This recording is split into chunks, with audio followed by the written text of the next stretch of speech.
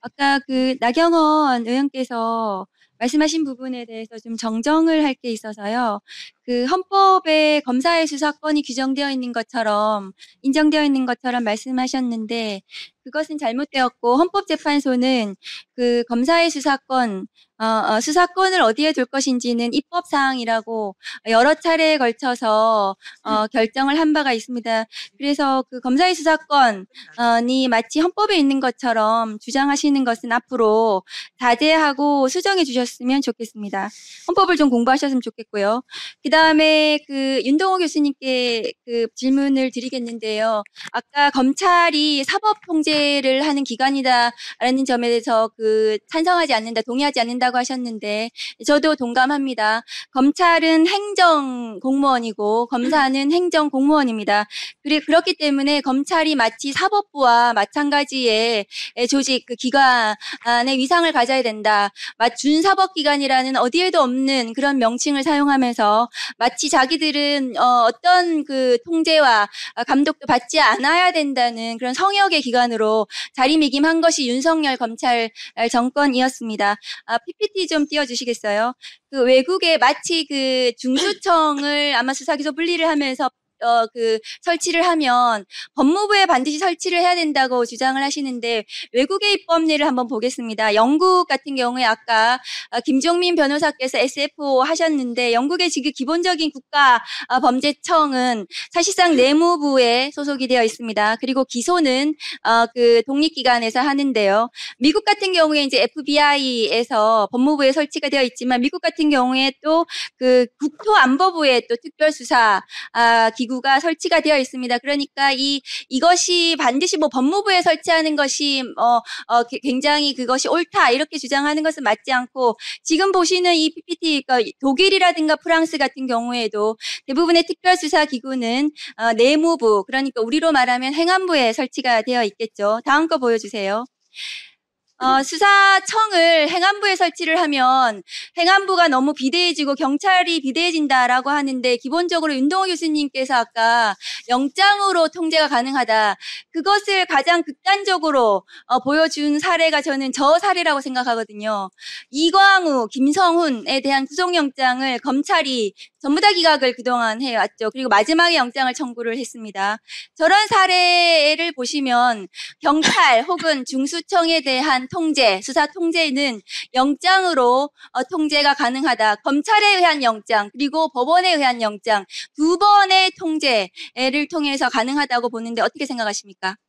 저는 장기적으로 검사의 그 헌법에 기존된 영장 신청 권한은 없어져야 된다고 생각합니다.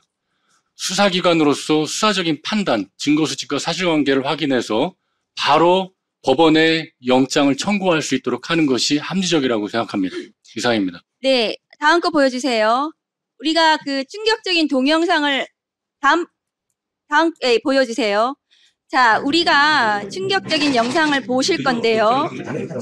저 사건, 김학의 특수강간 사건이죠. 저 사건에 대해서 경찰은 무슨 의견으로 송치했는지 아시겠어요? 기소 의견으로 송치했습니다. 기소. 그런데 김학의 모르겠다고, 김학의 아니라고 검찰이 민기적거리다가 보완 수사를 했어요. 열심히 보완 수사를 했습니다, 검찰이. 무혐의 결론 냈습니다. 무혐의. 저 김학의가 동영상에 김학의라고 법원에서 판단해 줬습니다. 검찰의 보완 수사권 인정을 해야 된다고 주장하시는 분들, 검사만이 수사를 해야 된다. 검사만이 보완 수사를 잘할 수 있다. 라고 주장하시는 분들, 한동수 변호사님, 저 사건 아시죠? 네. 검찰의 보완 수사권 주장에 대해서 어떻게 생각하십니까? 네, 보안 수사 자체는 그 말씀하신 대로 그 경찰의 보안 수사 자체에 필요한 경우는 발생할 수 있죠. 영장 청구나 기소. 다만 지금까지 검사의 보안 수사를 그 빙자한 여러 가지 사건의 불공정한 처리들이 상당수 존재해 왔던 것은 부인할 수 없는 역사적 사실입니다. 보완 수사는 필요할 수 있습니다. 그 보완 수사는 보완 수사 요구를 통해서 형사소송법에 규정된 보완 수사 요구를 통해서 충분히 가능함에도 불구하고 검사만이 보완 수사를 잘할 수 있다라고 하는 주장을 지금도 하고 있고, 오늘 대검 차장이 공청회가 열리는 이 와중에도 왜 개혁의 대상이 보완 수사 운운하면서 어디 가서 밖에 나가서 떠드는지 모르겠거든요. 법무부 차관님, 대검 차장의 부적절한 저런 발언에 대해서 조치를 검토해 주시기 바랍니다. 이상입니다.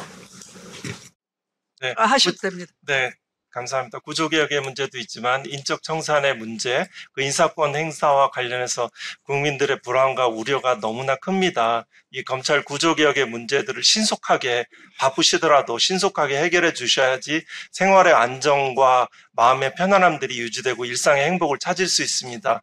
민생도 거기에서 될 수 있습니다. 지금 박 의원님께서 지적하신 인적인 그런 문제들이 있지 않습니까? 검찰개혁의 핵심적인 참모인 현재의 민정수석도 김학의 사건 관련해서 공교롭게 불투명한 점이 있다는 보도가 있었고요. 검찰개혁 반대 입장을 표명했었습니다. 지금 방금 말씀하신 대검 차장 모두 다 그렇습니다. 시기별로 일정한 인사권자의 깊은 뜻이 있을지는 모르겠으나 기본적인 그 빛의혁명에서 제시된 3대 과제는 구조개혁, 인적청산, 과거사 청산 모두 다 미완인 상태로 남겨두면 안 됩니다. 국민들의 마음과 의지들을 깊게 실천해 주셨으면 합니다.